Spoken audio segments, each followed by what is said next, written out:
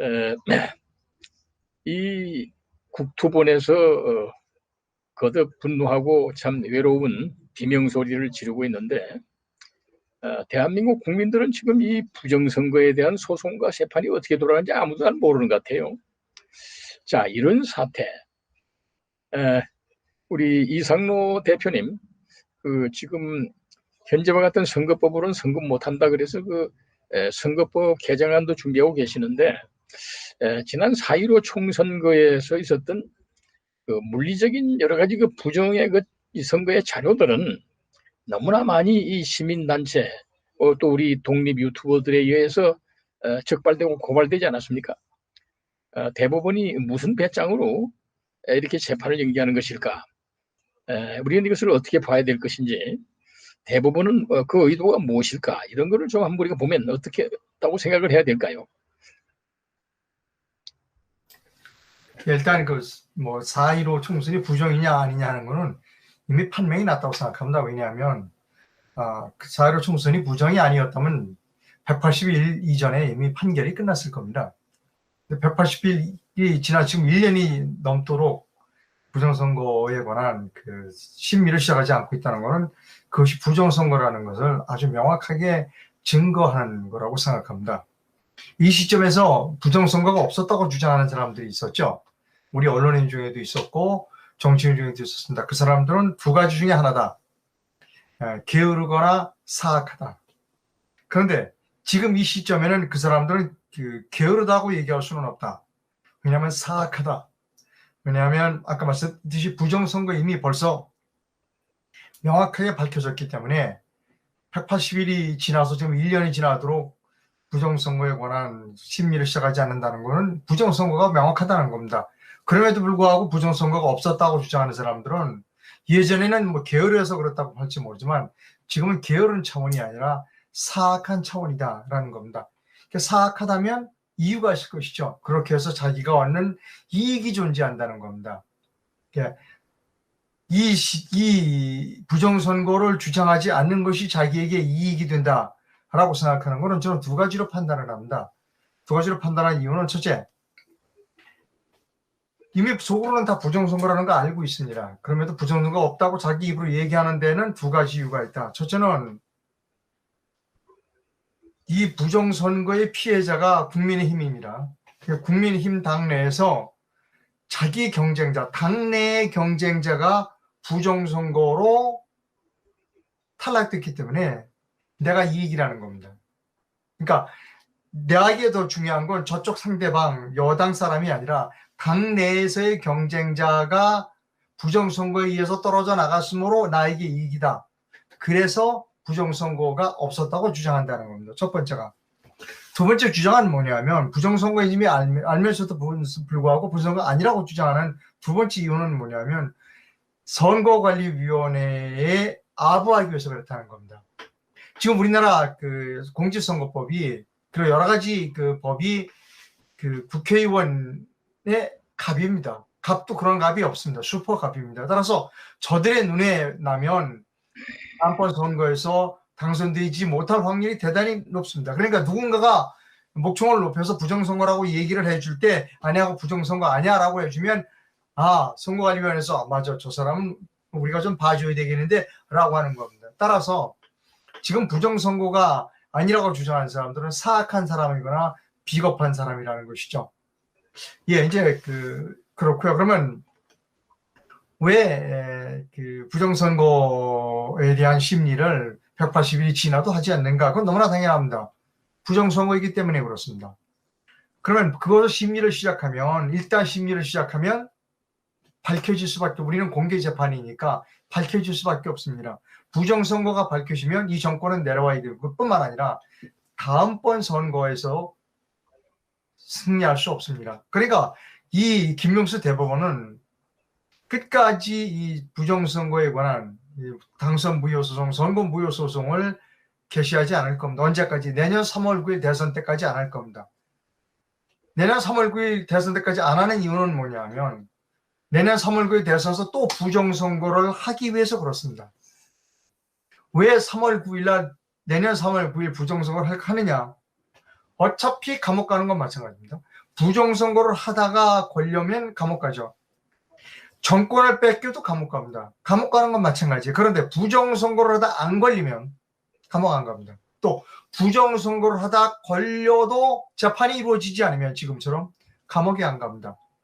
그러니까 이거는 이기는 장사예요. 믿지는 장사가 아닙니다. 당연히 이 장사는 저들에게는 이기는 장사입니다. 3월 9일 날 저들은 100% 아니 120% 부정선거를 한다. 왜? 어차피 감옥 가는 건 마찬가지다. 그러나 부정선거를 해도 뒤에서 김명수가 버텨주면 또 한 5년 그냥 또 간다.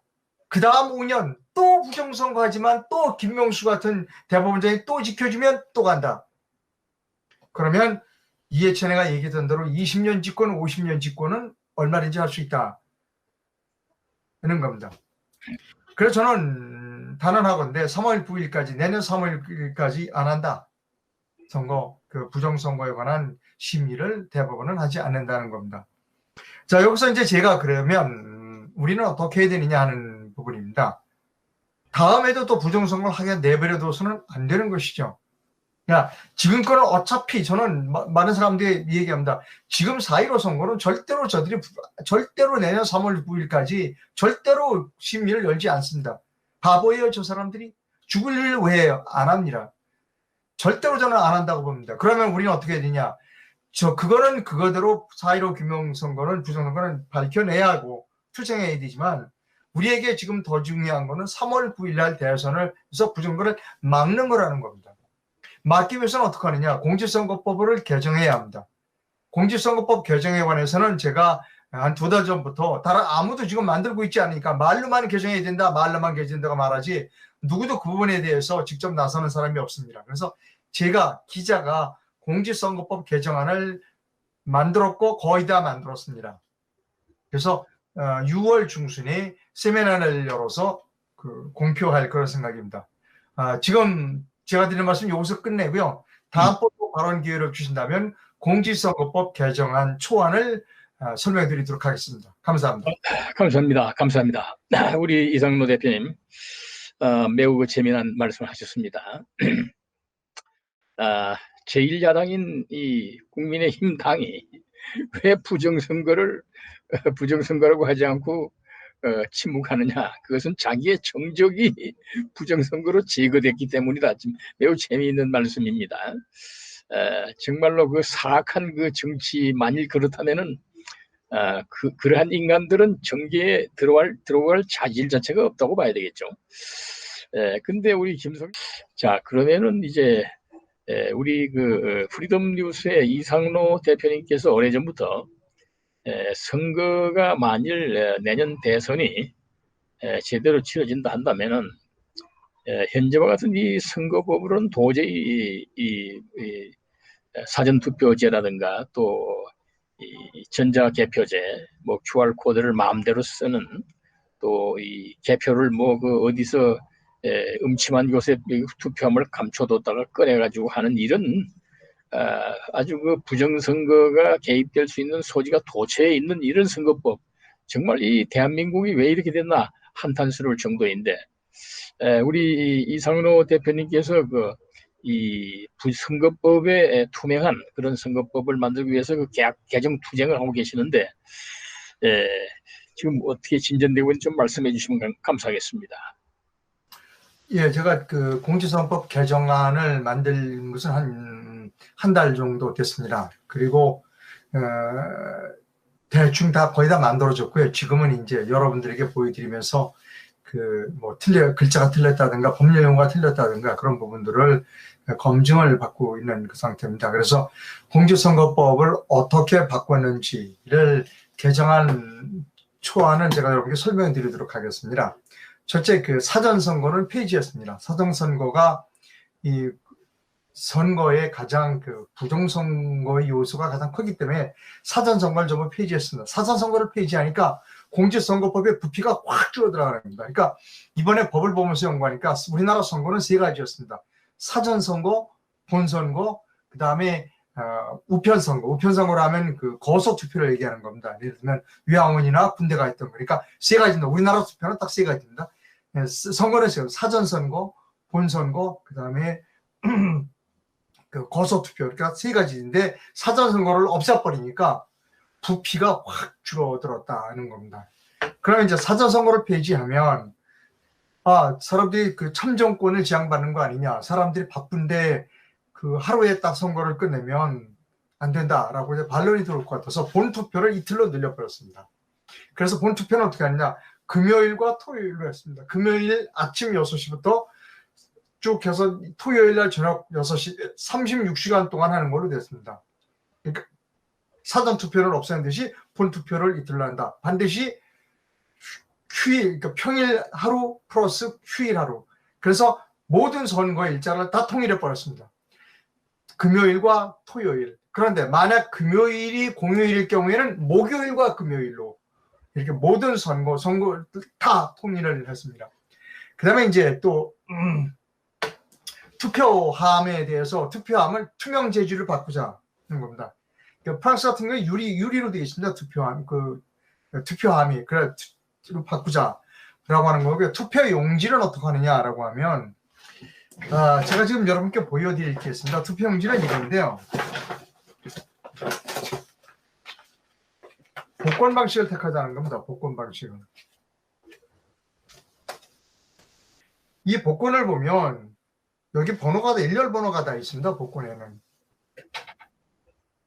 그래서 이 투표용지에 있는 번호, 이거 투표용지라고 생각한다면 투표용지에 각각 고유 번호가 있는데 이 번호는 선거인 명부상 선거인 명부 등재 번호입니다. 이게 내 번호입니다. 그러니까 인쇄소에서 딱 내 투표용지 하나만 찍어서 내 투표하는 곳으로 보내주는 겁니다. 이렇게 되면 위조를 할 수 있는 방법이 없어집니다. 그러니까 복권이라고 생각하시면 돼요. 복권은 딱 이 복권이 여러 장 있으면 곤란하잖아요. 똑같은 번호가. 다 복권 하나하나마다 자기 고유 번호가 있었는데 이것이 선거인 명부상의 내 번호다라고 하는 것으로 그렇게 복권 인쇄 방식으로 바꿨습니다. 그 다음에 이제 아까 말씀드렸듯이 우리나라 선거는 투표는 사전선거, 본선거, 우편선거는 이제 거소투표인데 사전선거는 날려버렸으니까 남는 게 이제 우편선거입니다. 우편선거는 어떻게 했냐면 거소투표는 우편으로 오는 거가 선거관리위원회에 도착을 하면 이렇게 선거관리위원회 사무실에 그냥 쌓아놓습니다. 그냥 쌓아놔요. 언제까지 쌓아놓느냐? 각 선거구마다 선거관리위원이 있어요. 여당 추천 한 명, 야당 추천 한 명. 이 사람들이 오늘은 밤이 늦으니까 내가 오늘 저녁에 약속해서 밤 10시에 만납시다. 밤 10시에 아침에 갖다 준 우편 투표용지를 선거관리사무위원회 책상에 쌓아놓고 있는 거예요. 그러니까 이게 바뀔 수도 있고 어떻게 될지 몰라요. 그래서 우편 투표가 위험한 겁니다. 그래서 이 법을 어떻게 바꾸는가 하면 우편 집배원이 갖고 오잖아요. 우편 투표용지를. 그러면 집배원이 직접 그 선거 이 개표소별로 개표함을 만들어 놓고 그 집배원이 직접 넣는 겁니다. 요거는 뭐 1동, 요거는 2동, 요거는 3동. 우편 그 집배원이 직접 집어넣는다는 겁니다. 선거관리위원회 직원을 손을 거치지 않고 직접 넣는 겁니다. 그러니까 등기대장에 등재를 하고 그리고 직접 요거는 내가 오늘 10통을 갖고 왔는데 10통은 여기 종로 1가, 요건 2가, 3가, 4가 이렇게 직접 투표를 한다는 겁니다. 직접 우편 말하자면 우편 제어달부가 직접 투표하는 형태로 택했다라고 하는 겁니다. 그 다음에 그 우정국장이 이 우편 투표가 끝나면 어디에서 어느 우체국을 거쳐서 어디를 해서 어디에 최종 도착했다라고 하는 등기 우편 목록을 전부 공개를 하도록 몇 개의 우편 투표가 어디에서 접수가 돼서 어디를 거쳐서 어느 선거관리위원회에 도달됐다는 것을 우정국장이 인터넷에서 전부 공개하도록 그렇게 바꿨습니다. 이제 개표는 중요한데 개표는 투표 종료 즉시 개표합니다. 즉 투표장에서 개표를 하는 겁니다. 옮기는 게 아닙니다. 자 이제 이렇게 되면 뭐 어떤 이점이 있는가 하면 그 투표소에서 이제 투표 참관인이라고 있잖아요. 투표 참관인들이 이렇게 투표가 잘 되나 참관하는데 딱 투표가 끝나는 순간 이 사람이 신분이 전환됩니다. 투표 참관인이냐 개표 확인인으로 신분이 전환되면서 선서를 하게 됩니다. 나는 공정하게 이 투표를 확인한다라고 하는 선서를 하게, 그때부터 공무원입니다. 감옥에 가는 겁니다. 잘못하면. 이 투표 확인인, 개표 확인인은 어떤 일을 하느냐? 개표소의 요원들이, 이제 그 사무요원들이 당연히 마지막 날 투표 사무요원이 개표 사무요원으로 그들도 이름을 변경하는 거죠. 이 개표 사무원들이, 자, 여러분 이거 보시죠. 이거는 1번 박영선 후보 겁니다. 확인해 주세요. 쭉 다 확인합니다. 보고, 맞아요. 이거 다 받아요. 1번. 이거 2번 오세훈 후보 겁니다. 확인해 주세요. 이거 확인. 이렇게 그 확인인들이 각 정당에서 왔을 거 아니에요. 여당에서도 오고 야당에서도 오고, 확인인들이 그 투표지 하나하나의 기표 변환을 확인한다는 겁니다. 예. 그렇게 바꿨습니다. 예. 그 다음에 이제, 개표 시 전자기기 사용을 할 필요가 없습니다. 전면 금지시킵니다. 왜? 그 투표소에서 개표를 하니까. 그 다음에 선관위 직원이 선거 범죄 수사권을 전부 폐지해 버렸습니다. 그럼 어떡하느냐? 내가 피해를 봤다고 생각하면 그 사람이 직접 피해를 줬다고 생각하는 사람의 경찰이나 검찰에 고소 고발을 하면 됩니다. 그 선거 범죄 조사권을 선거관리위원회에 가지고 있는 선거관리 조사권을 폐지시켜 버렸습니다. 또 하나, 선거관리위원회 홍보 활동을 하지 못하도록 조항을 신설했습니다. 예를 들면 지난 4월 7일 때 택시 랩핑 광고가 있었습니다. 4월 7일 날 그 선거가 있습니다. 선거 많이 해주시라고 하는데 택시 랩핑 광고의 색이 청색이었어요. 그게 지금 여당 더불어민주당의 상징색이 청색입니다. 그래서 발끈해서 난리 났죠. 그러니까 선거관리위원회가 홍보한다는 것이 여당을 홍보하기 위했다라고 오해받을 수 있는 소리가 많아요. 그리고 선거 날짜하고 선거 명만 정해지면 선거관리위원회가 굳이 나서서 홍보할 필요 전혀 없습니다. 여러분, 내년 3월 9일에 대통령 선거가 있다는 걸 선거관리위원회가 홍보할 필요 있습니까? 전혀 없습니다. 광고할 필요, 돈 들어서 홍보 광고할 필요가 없어요. 예산 낭비이고 오해만 불러일으켜서 선거관리위원회의 홍보 활동을 전면 금지하는 조항을 신설했습니다. 그 다음에 또 하나, 선거가 끝나면 우리는 감사가 없어요. 그래서 선거가 끝나면 즉시 감사원이 개입을 해서 선거가 끝나자마자 선관위가 사용했던 모든 컴퓨터 중에 20%를 임의로 선정을 해서 포렌식을 하자는 겁니다. 즉시 선거관리위원회가 딱 20%를 딱 골라서 포렌식을 하자. 두 번째로, 선거 후 3개월 안에 감사원이 그 해당 선거에 대한 공정성과 예산 사용의 적절성을 감사해서 공표하도록 하는 사후 감사 제도를 집어넣습니다. 또 하나, 지난번 4.15 총선에서 그 부정선거가 있었다고 해서 변호사들이 증거보존 신청을 했는데 투표로 이런 것만 증거보존이 되지 컴퓨터 프로그램이나 전자개표기는 증거보존 신청이 되지 않았습니다.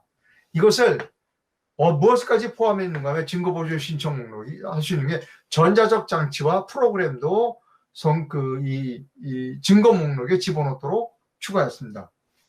또 하나, 지금 아까 말씀드렸듯이 선거 무효소송 180일 내에 끝내게 되어 있는데 그렇게 안 되니까 소송을 지연했을 때 1일 지연 시 1천만 원의 강제 이행 부담금을 원고에게 지불하도록 하는 조항을 신설했습니다. 예를 들면 대법원이 180일을 넘어서 하루 넘길 때마다 민경호위원회 때 1,000만 원씩이니까 한 달에 3억이라는 돈을 지불해야 되고 10달이면 30억이라는 돈을 지불해야 되는데 여러 건입니다 지금. 그럼 그런 조항을 넣었다라고 하는 겁니다. 그래서 지금 여러분들의 의견을 듣고 있고 6월 중순에 세미나를 통해서 발표하고 그리고 이 제목은 이상로 기자의 공직선거법 개정안입니다. 기자가 만든 거예요. 그러니까 조금 거칠어도 기자가 대응할 준비가 됐어. 그럼 네가 잘하면 네가 만들어. 난 기자가 전문가도 아닌 사람이 내가 만들었잖아. 너 또 그래 똑똑하면 네가 만들어. 왜 너 안 했어? 너 직무유기야. 이건 내 영역이 아니야. 너 직무유기했어. 그러니까 주접 떨지 말고 내가 이거 줄 때 빨리 고쳐. 이렇게 하려고 해서 지금 이게 하면 이제 청와대와 그다음에 이제 국회에 청원을 하고 많은 국민들을 동원해서 이렇게 해서 그 청원을 해서 법이 바뀌도록 그렇게 노력을 하도록 하겠습니다. 그리고 이렇게 많은 안을 준 이렇게 공직선거법 개정안에는 지난 20일인가요? 정교모에서 아까 우리 김선희 교수님도 말씀하셨지만 정교모에서 공직선거법 개정의 필요성에 기자회견을 했고 거기서 몇 가지 그 안을 넣은 게 있어요. 예를 들면 강제 이행 부담금이라든지 그다음에 증거 보존을 할 때 전자적 장치와 프로그램도 해야 된다라는 그런 조항들을 정교모에서 저는 정교모에서 가지고 왔습니다. 그래서 많은 부분을 정교모 교수님들이 도움을 받았다 이렇게 말씀드립니다. 이상 보고 드립니다. 너무너무 멋있고요. 저 한 가지 네. 여쭤볼 게 있는데요. 네, 너무 시간이 길어서. 예, 한 가지만 여쭤볼게요. 지금 김명수 같은 사람이요. 김명수와 대법원 같은 데서 지금 이렇게 2배 이상을 법정 기한을 넘기고 있는데, 국고에서 지금 지불을 해주는 거잖아요. 1일 초과됐을 때 원고한테. 근데 원래 이런 잘못을 저지른 대법관과 대법원장도 어떤 불이익이 가게 좀 했으면 좋겠고요. 선거 감시를 감사원에서 한다고 그랬잖아요. 사후 감시. 사후 감사. 사후 감시를 감사원에서 한다 그랬는데 감사원장이 또 김명수 같은 사람일 수 있잖아요. 거기에 대한 대비도 좀 있었으면 좋겠습니다. 그거는 원래 정교모 교수님들이 만드신 안은 선거감사위원회를 별도로 만들지 않은 거예요. 감사위원회를. 근데 제가 방송통신심의위원회의 위원을 해봤잖아요. 그 위원회, 우리나라의 위원회라는 거는 누가 다수당을 차지하고 있느냐. 어차피 감사위원회 하면 9명이면 6명은 정부 여당이고 3명은 야당 편이에요. 그러니까 그런 위원회가 그걸 감사해봐야 효과가 없다. 미우나 고우나 감사원이 나서는 게 좋다. 근데 왜 감사원이 나서는 게 좋으냐? 감사원은 공무원이거든요. 지난번에 이 최재형 원장 쪽에서 원전 감사할 때 어쩔 수 없이 명백한 사실이니까 꼼짝 못 하잖아요. 그러니까 저는 아무리 생각해도 그나마 감사원이 제일 낫겠다라고 생각해서 정교모 교수님들은 선거 감사위원회를 만들자고 그러는데 저는 감사원에다 권한을 주는 것을 안을 만들었습니다. 잘 알았습니다. 감사 우리 이상로 대표께서 법안을 오직하면 참 답답해서 만드셨는데 이것이 이제 국회의원들의 어답션을 거쳐가지고 정식으로 법안이 제출되고 또 제안되기를 채택되기를 빌어마지 않습니다.